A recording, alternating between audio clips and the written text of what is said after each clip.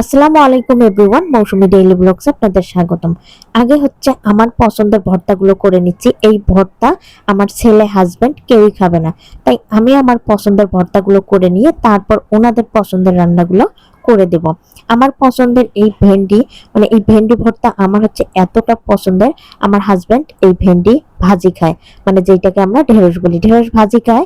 আর হচ্ছে আমার ঢেঁড়স ভর্তা অনেক পছন্দ।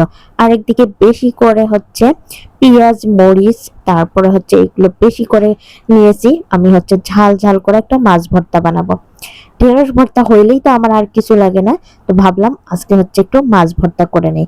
মাছগুলো কয়েকদিন ধরেই ঘুরতেছে, এগুলো হচ্ছে বাসি মাছ, তো ভাবলাম মাছগুলো ভেজে ভর্তা করে নেই, ঝাল ঝাল করে ভর্তা। আমার এই দুইটা ভর্তা হইলে তো আর কিচ্ছু লাগবে না।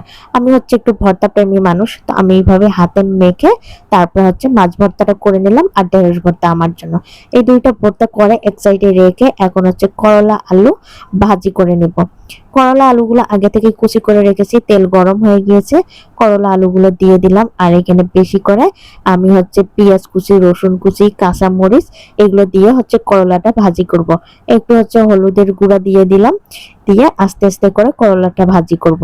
আমার আবার কড়া ভাজি ভালো লাগে না, আমার হাজবেন্ডও এখন আর কড়া ভাজি খায় না। একসময় সেও খুব কড়া ভাজি পছন্দ করতো, এখন সে বলে হচ্ছে কড়া ভাজির থেকে হালকা ভাজিটাই ভালো লাগে।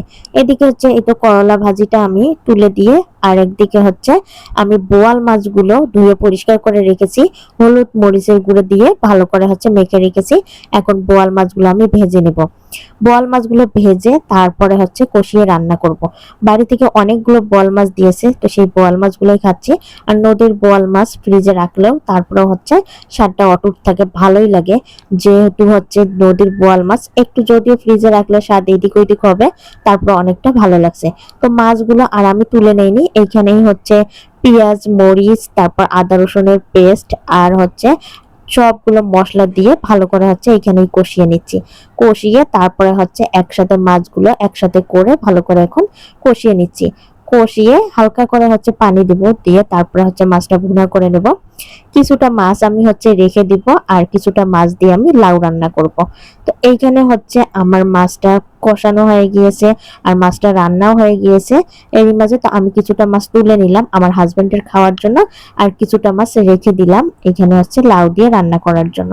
তো এখানে এই তো 3 থেকে 4 পিস হয়তো বা মাছ আমি তুলে নিয়েছি, আর সব মাছ এখানে রেখে দিলাম আমার হাজবেন্ডের জন্য। আর এখানে হচ্ছে লাউ দিয়ে রান্না করতেছি।